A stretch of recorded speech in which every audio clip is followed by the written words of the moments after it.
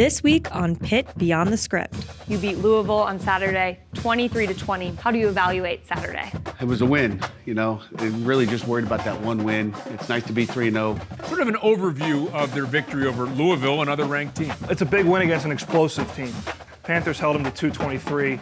That's big-time defense. I love playing with this offensive line. We're all best friends, so it's easy to do your job when you're out there doing it with your best friends, you know. It's a great time. We're looking at a team right now that you said is unified. What happened since the spring? Well, we spent a lot of time. You know, that gave me their belief, their commitment to buy in. All this and more on this edition of Pitt Beyond the Script.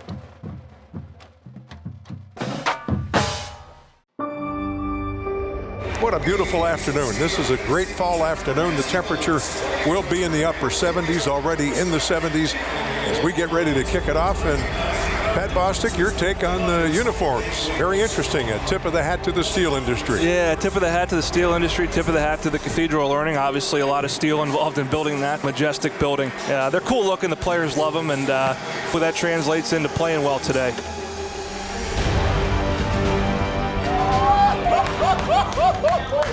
Yes! You look like money, you play like money. Watch this. Yeah, you know how we coming all day. Yeah. It's game 3. We finished 1-0 today. We go out and execute. It is no different. We will talk with our pads, play your game. How bad do you want it? How bad do you want it? We teach you what it's like to come to Pittsburgh. Everybody got it. Yes. Locked against 1-0. Let's go. Go time. It's going to be a long day for them boys. They're about to feel it. This ACC matchup is the first time two ranked teams have faced each other at Heinz Field since 2009.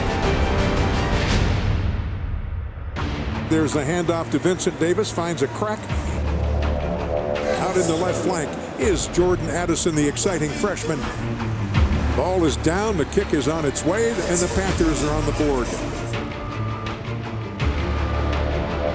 Pulls it under duress. Patrick Jones will sack it. And that was Kalijah Canson. He's picking up where old 97 left off. And getting under a tackle. What a play by A.J. Davis.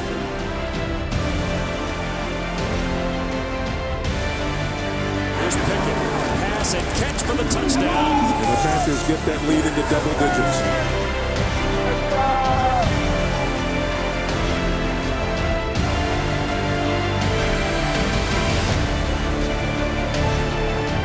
These cats up front for Pittsburgh. The real deal. Oh, real. Whoa. Oh, my goodness! Here's the snap. He's back. And he's hit, and the ball popped up in the air.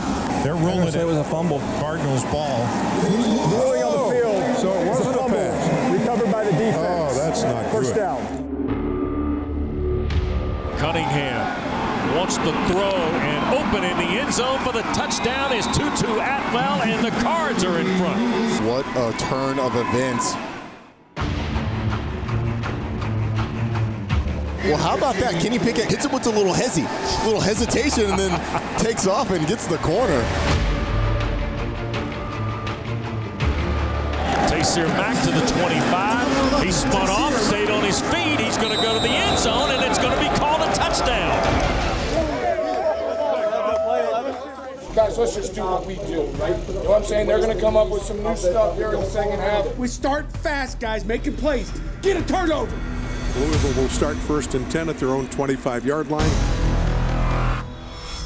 That pass was intercepted. He played this ball beautifully, high-pointed it, and took it back the other way.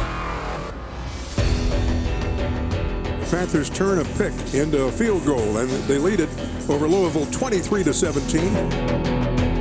Panthers are gap sound. They are just so aggressive at the line of scrimmage. I mean, they just reestablished the line of scrimmage in the backfield. It's impressive. We're going to get more. Hell yeah. Got a whole nother quarter and a half. Cunningham, play action fake. He wants to throw it. That pass will be intercepted by the Panthers. And that's when we show them who we are. Finishing up our defense. Let's go. So the Pitt defense has the burden on their shoulders as Louisville has the ball 4th down, trailing by 3. Cunningham wants to throw. Pressure coming. He will put it up for grabs, and it's intercepted. All my hounds eat, you hear me? All my hounds eat. The University of Pittsburgh Panthers defeat the Cardinals of Louisville 23-20. It starts as a game, a gathering of friends. And slowly, as some begin to sit back, others stand out. The joy of playing turns to passion. And as the skills develop, so do the minds. And they begin to seek challenges, peers, and mentors to further their abilities and opportunities. The love and passion becomes a thirst for people in a place We're going to show everybody else in the country who we are. that will embrace and push, a hunger for excellence, Clinch the ACC. and to be in and among champions. These are the dreamers, scholars, leaders. These are the guides, teachers, mentors. And this is the opportunity, the challenge, the place. This is Pitt Beyond the Script.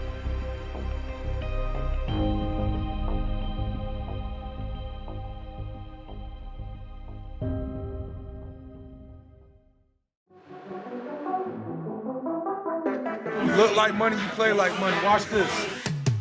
Cunningham trying for the shot, the interception. And it's Hamlin who's come up with the pick. Volume up, it's going to be a long one. It's going to be a long one. Hello and welcome to another edition of Pitt Beyond the Script. Alongside head coach Pat Narduzzi, I'm Casey Guerra of Pitt Studios. Coach 3-0 on the season. You beat Louisville on Saturday, 23-20 behind a relentless defensive performance. 7 sacks on the day. How do you evaluate Saturday? It was a win, you know. Really just worried about that one win. It's nice to be 3-0, but we just try to go 1-0 each week. Our defense played outstanding. 11, Cunningham again on the drop. Rashad Weaver's going to drop him.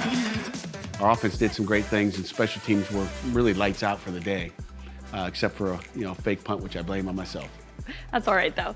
Leading the nation in sacks, second in interceptions, and second in total defense. Just talk about, not only the front seven, but to the secondary, how well they're playing right now. They're playing well, and the defense's kind of motto for the year has been unfinished business. And they're playing with an attitude right now. I think they're confident. They know what they're doing. And we talk about knowledge all the time. They know what they're doing. Sometimes they know too much. Here's 3rd and long for Cunningham and the Cardinals, and under duress, Patrick Jones will sack it. Sometimes they change things that we didn't know they were going to change because they have so many terms. They think this is a good term to use this week, and maybe it's not a good term. So, but they're very knowledgeable, and they're playing at a high level right now.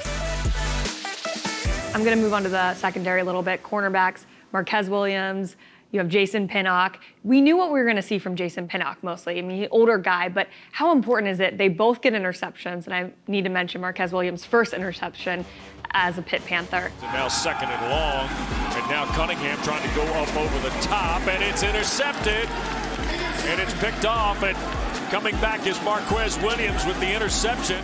I mean, how important is his emergence as a redshirt sophomore? It's really important.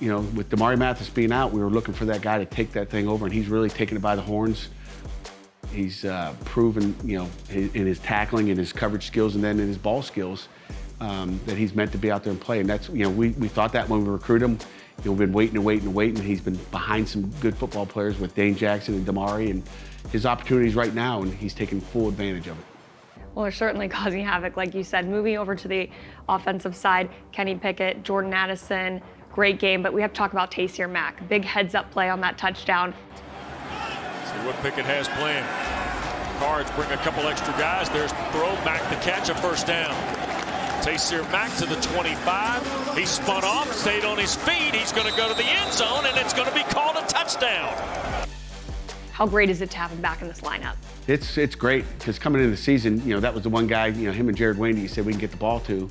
And I know if we're going to throw the ball deep, that I'm throwing it to number 11, Taysir Mack. So it was great to have him come back. He was all smiles before the game. I took a picture of him smiling in a Friday walkthrough. And he's not a smiley guy. He's a real serious guy all the time. But he was happy on Friday, and I was happy on Saturday. You talk about coachable moments. Alex Kessman going 3 for 3, over 40 yards each time. Talk about his performance on Saturday. Certainly was able to turn the page. Ball is down. The kick is on its way. That kick is up and good. Kessman, after an 0-for-3 start of the season, hits from 45, and the Panthers are on the board. Yeah, in a couple different ways. I mean, everybody talks about the 3 field goals. How about the 0, kickoff return yardage he had? He put all 6 of his kickoffs in the end zone, unreturnable, and if you do that every week, and he's been kind of inconsistent in the first 2 games of doing that, to the point where I said, give me a kickoff chart, and I want to know where it's been by quarter. I mean, the first quarter, it seems like he's knocking them out, and then the fourth quarter, they're not so deep. So we made an emphasis on that, and he knocked them all out of there, which now we know he can do it first, second, third, and fourth quarter.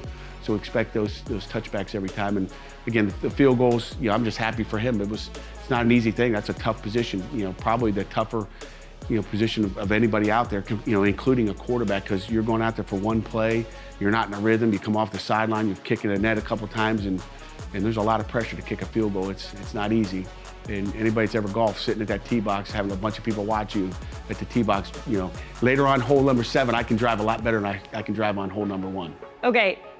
You guys get into about the 35-yard line in some struggles in the red zone and some struggles outside of that. How do you guys improve consistency on the offense and get those touchdowns? Field goals won the game. I mean, you won by 3 points, but how do you improve the consistency?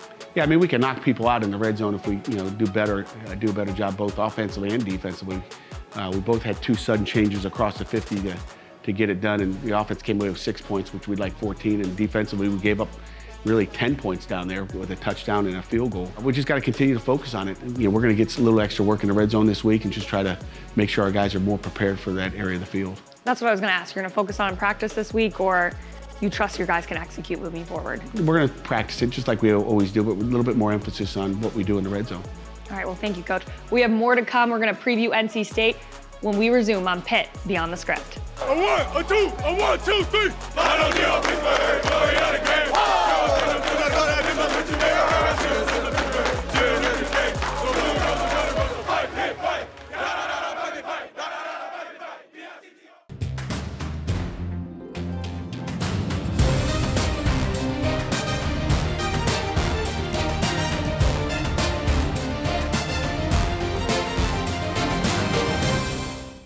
Just execute, play the way you know how to play. This game is no different than last week or the week before. There's no difference. It's game 3. We finished 1-0 today. Welcome back to Pitt Beyond the Script alongside Pat Bostic. I'm Rob King of AT&T Sportsnet. Pat, the Panthers are 3-0 for the first time since 2014. Sort of an overview of their victory over Louisville, another ranked team. It's a big win against an explosive team. I think what I took away from the game was you got a Louisville team that put 516 yards of total offense on Miami. We all know Miami's defense under Manny Diaz has been terrific. Panthers held them to 223, 111 of which were on 2 plays, a fake punt and a big run. That's big-time defense. The narrow margin of victory, I don't think, speaks to the dominant performance of the defense. I think it speaks more to the offense's inability to get over the top. I'm hoping that's coming, though, because if they put 2 sides of the ball together, along with solid special teams, they're going to be tough to beat. Well, we'll talk a little bit about the offense in a moment, but the defense, again, the 223 total yards, but 7 sacks once again, and Patrick Jones leading the way with 3 of those sacks. The defensive front, Pat, is just awesome right now. Yeah, I mean, the pass rush is terrific. The penetration in the run game is terrific. 91 lived in the backfield.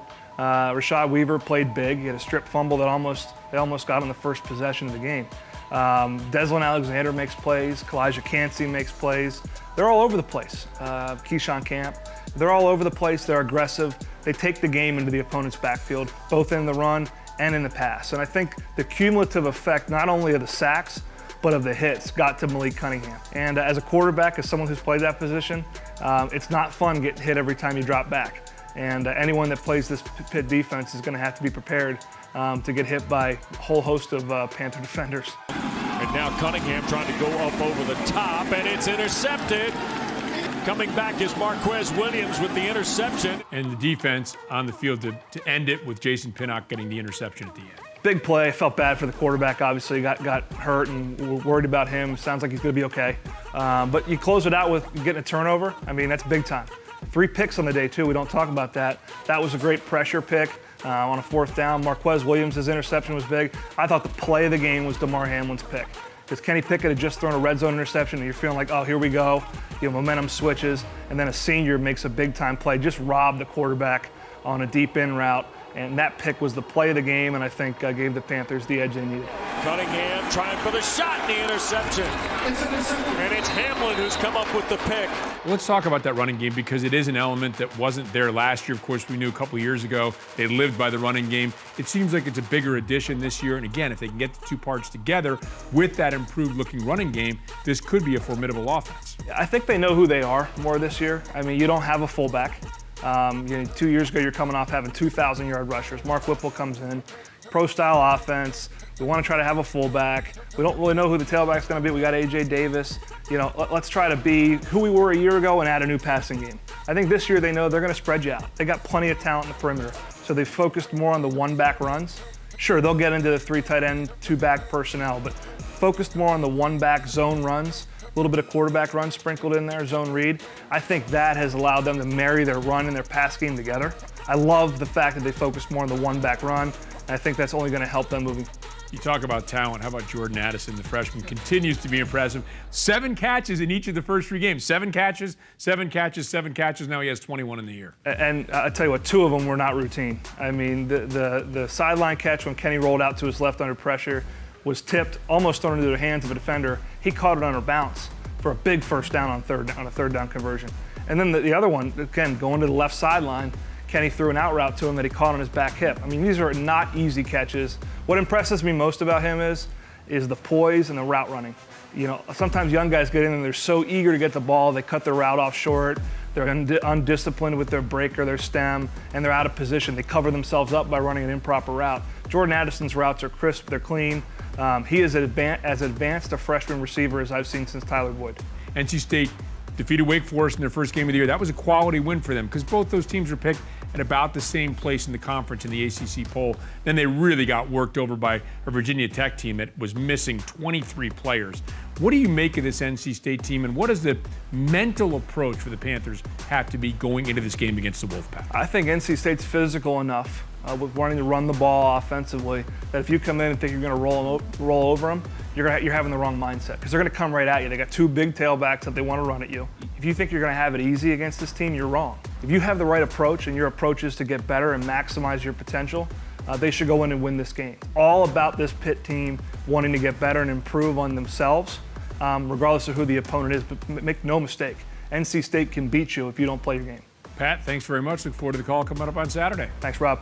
All right, stick around. We're going to catch up with men's soccer coach Jay Vidovich when we resume on Pitt Beyond the Script coming up next. I told you, man. You see what it say, man. Hey, another week down. We're going to be better next week.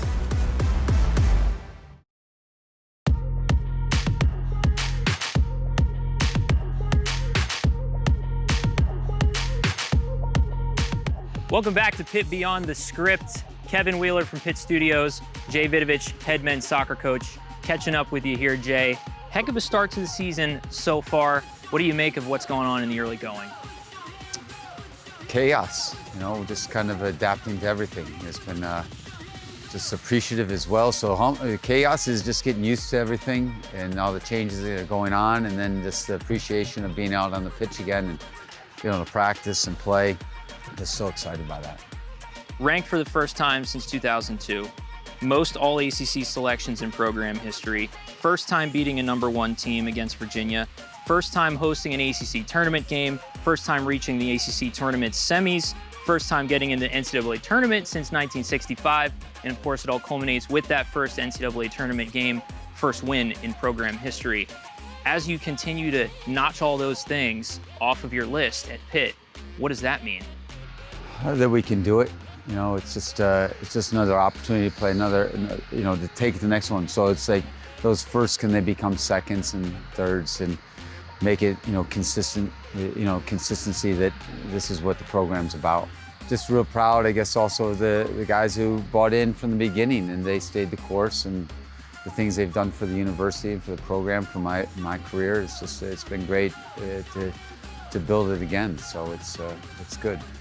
How did that schedule and all those things you guys did last year prepare you for this year's unique challenges with everything that's gone on in the last 6 months? Well, I think the one thing we did since we came in here is we made a decision the way we're going to build the program and chase our aspirations was to play against the best.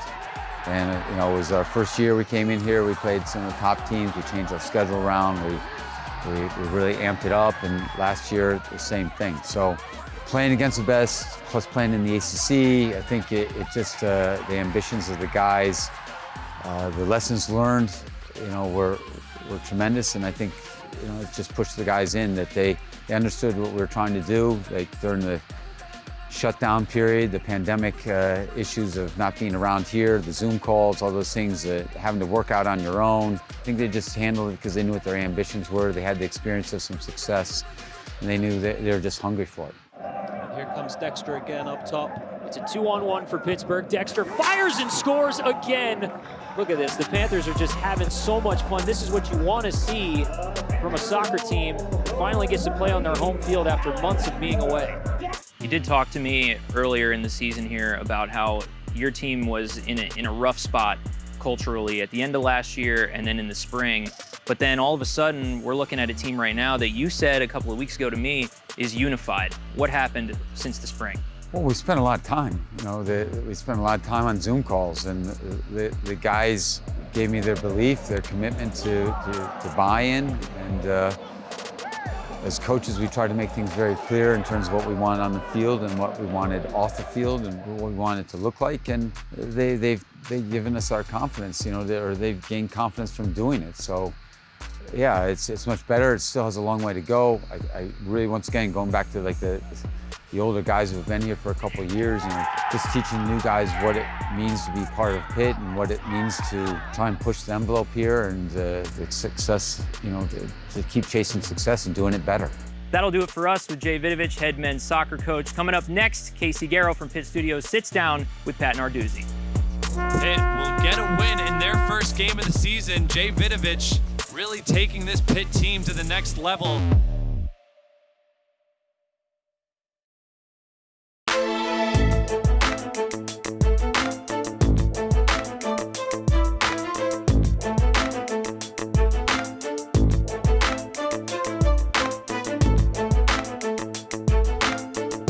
We got to be smart. We have to have poise.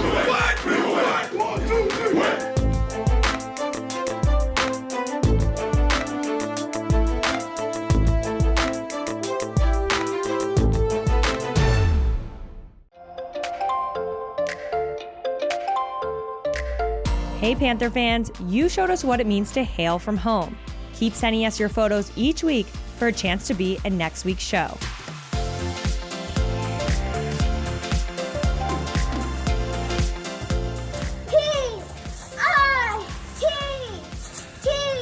What's that spell?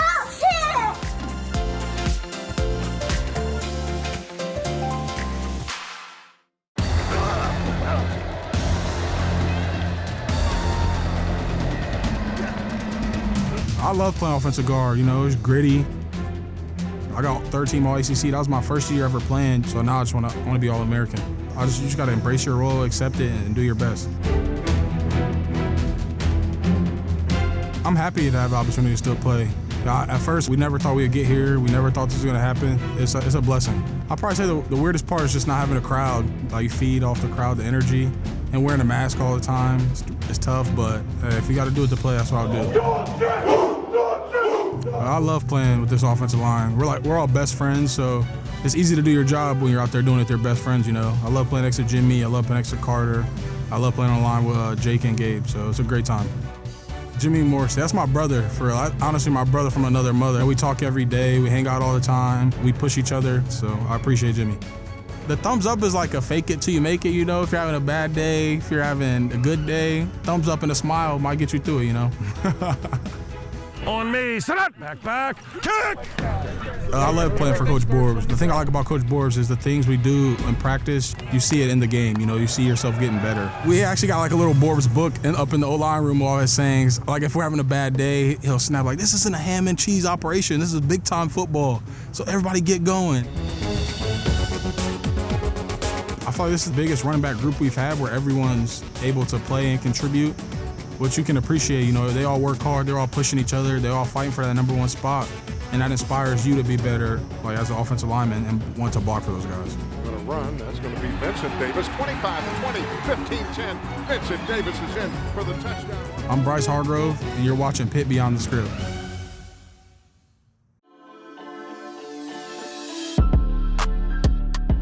play as one and play one play at a time. Don't matter what happened on the last play. Then get home, get the signal. Let's go do it again. Hello and welcome back to Pitt Beyond the Script. Coach, NC State this Saturday, another noon game. It's a nice routine for you. A team, though, you don't see often. You haven't seen them since 2017. What are you expecting from this Wolfpack team on Saturday? You know, Dave Dorner will have them prepared and ready to go to come to Heinz Field. I think we're 0-2 last time we played this football team. So, you know, they're big, they're athletic, and they've got good team speed. So it's a team that we have to come prepared for. You know, we'll get a good game plan this week and try to, you know, attack them the way we need to attack them. Two different quarterbacks you could see and two different running backs you'll most likely see. Do you prepare for that on your Rocks teams? Are you going to have both looks for your guys? Yeah, we don't have a left-handed quarterback, so Hockman's a left-hander, you know, Leary's a right-hander. Both, you know, have a little bit different game. I don't think the whole offense changes a whole bunch except for some of the nakeds and sprint outs may change as far as where they go, so our guys are going to have to be aware of who's in and what's, you know, what that looks like as far as sprint out pass and you know, break contained passing game. But, you know, it's a good football team, and it's always harder when you have to prepare for two. Again, it's a weird time right now. I mean, guys can be in and out this week. You guys didn't have anybody. Virginia Tech, who they played, had 23 players out and 2 coaches, which has to make any coach's stomach hurt. I mean, how do you prepare for NC State? Do you just look at the past 2 games? Do you look back to 2017? I mean, it's hard to prepare week to week when you can see so many different players. You know, obviously we're looking at their last 2 games against Virginia Tech and Wake. We've gone back and looked at a lot of Texas tape that's in our, you know, 5-game breakdown that we have, and then you're going back and looking at 2017 and seeing what, you know, what they're possibly doing there. They let up over 300 yards rushing last week against Virginia Tech. I'm sure as an offense, you guys are excited to get on the field and see what you guys can do with play calling. Yeah, I mean, you know, you're never excited. You don't look at that saying, hey, they rushed for 300, so we can rush for 300, because it's a totally different scheme. It's different offense. They're going to have different plays for us. We're going to have different plays for them. You know, we just got to go out and execute and see what happens. Whatever they give us, the run, the pass, we'll just try to take advantage of what they give us. You have Vincent Davis, AJ Davis, Izzy Abukanda. What are you expecting from them on Saturday? I know each game they need more reps, but. Yeah, I mean, we're going to look and see who has a great week of practice, Casey, and then, you know, I think, you know, Izzy's really coming along. I think he's got a little bit more confidence. He took more reps last Saturday, and Vince is playing at a high level, and we'll see where AJ is after the week. Any different defensive schemes? You guys are going to, you already mentioned it, you're going to stick to what you normally do, right? We will tweak it. We're going to tweak it. It's the same stuff with different tweaks, you know? Just a little bit here. If you change it, you know, I think a lot of people make mistakes of changing up, you know, and going to a different front, a new blitz. You know, years ago, you know, we were, you know, dumb enough as coaches, at least we were, myself and my staff, to change blitzes every week and come up with a new blitz that never worked because you guys don't know what to do, and they blitz slow. So our guys know what to do. We just, you know, change up what we're doing every week based on, you know, their protections and really what they're doing offensively. Cunningham wants to throw. Here comes some trouble, and Malik Cunningham will not get away. 12 o'clock again on Saturday. This is a nice routine for you guys. You have another home game before you head on the road to BC. And just how nice is it to have this continuous routine? A good opportunity for us to, again, just keep the consistency. You know, the schedule, you know, for the weekend is the same. Our kids know what it's like, and I think we got the following week might be a 4 o'clock game, so that's what I'm hearing. So that's what I heard too. It is BC 4 o'clock. We'll be ready. All right, Coach. Well, thank you. Best of luck this Saturday. I'm glad you guys are home again. Thanks, Casey. Thank you. And thank you for watching this edition of Pitt Beyond the Script. 10 pancakes, the W, can't beat that.